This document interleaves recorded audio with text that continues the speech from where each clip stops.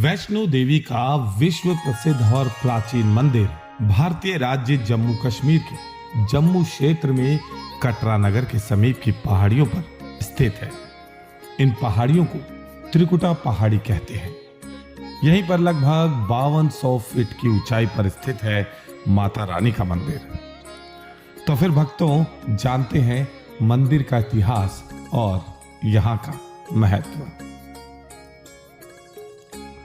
भूवैज्ञानिकों के अध्ययन के अनुसार माता वैष्णो देवी का गुफा मंदिर काफी प्राचीन है।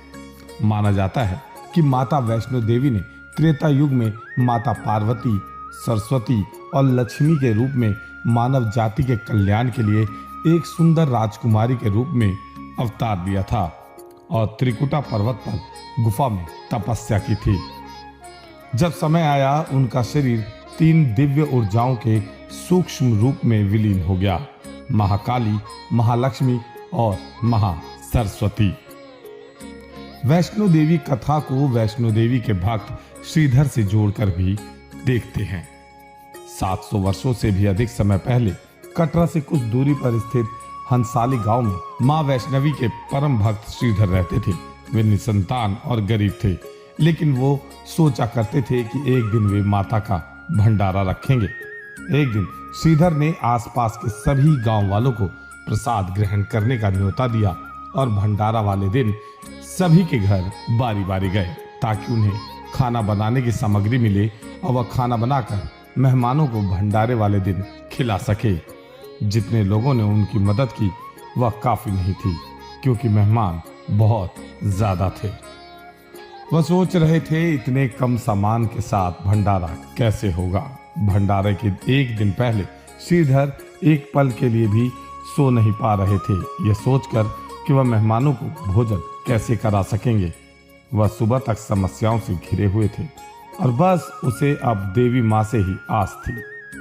वह अपनी झोपड़ी के बाहर पूजा के लिए बैठ गए। दोपहर तक मेहमान आना शुरू हो गए थे। श्रीधर को पूजा करते देख जहां जगह दिखी वहां बैठ गए। सभी लोग श्रीधर की छोटी सी कुटिया में आसानी से बैठ गए।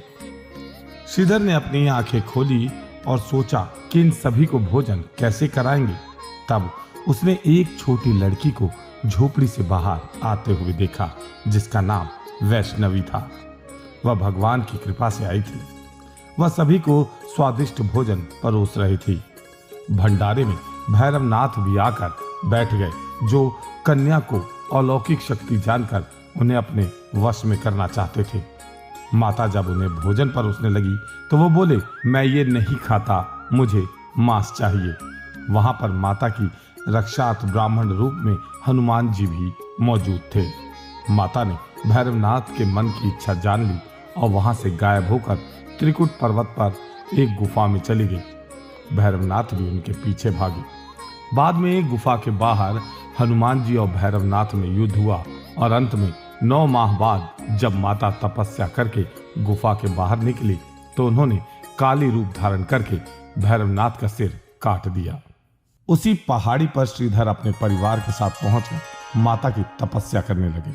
माता ने प्रकट होकर निसंतान श्रीधर की 4 संतान होने का आशीर्वाद दिया और गुफा के बारे में बताया।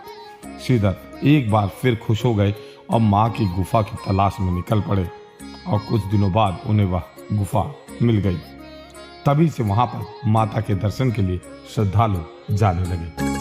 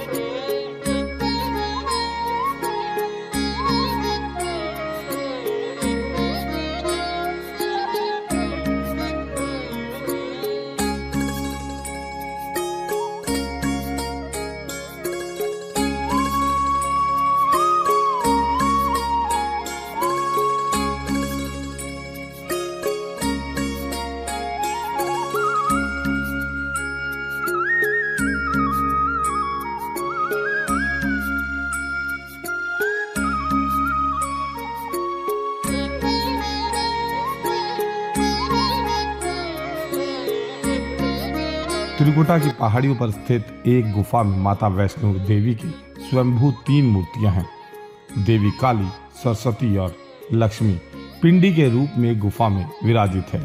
इन तीनों पिंडियों के सम्मिलित रूप को वैष्णो देवी माता कहा जाता है।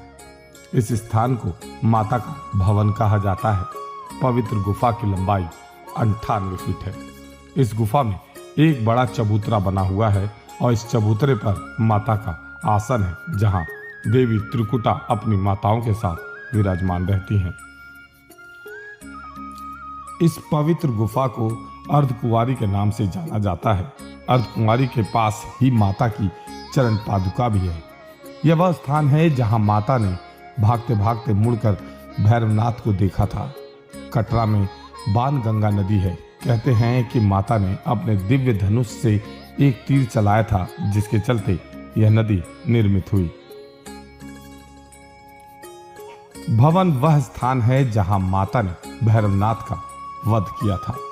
प्राचीन गुफा के समक्ष भैरव का शरीर मौजूद है और उसका सिर उड़कर 3 किलोमीटर दूर भैरव घाटी में चला गया और शरीर यहां रह गया। जिस स्थान पर सिर गिरा, आज उस स्थान को भैरवनाथ का मंदिर के नाम से जाना जाता है।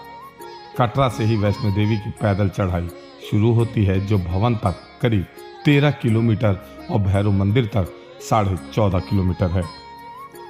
यह मंदिर माता वैष्णवी का जागृत स्थान है। कहते हैं कि यहाँ जो भी आता है खाली हाथ नहीं लौटता। भारत में तिरुमला वेंकटेश्वर मंदिर के बाद दूसरा सर्वाधिक देखा जाने वाला धार्मिक तीर्थ स्थल है। ऐसा माना जाता है, जब तक माता नहीं चाहती तब तक उनके दर्शन कोई नहीं कर सकता। माता के बुलावे को उनका आशीर्वाद माना जाता है।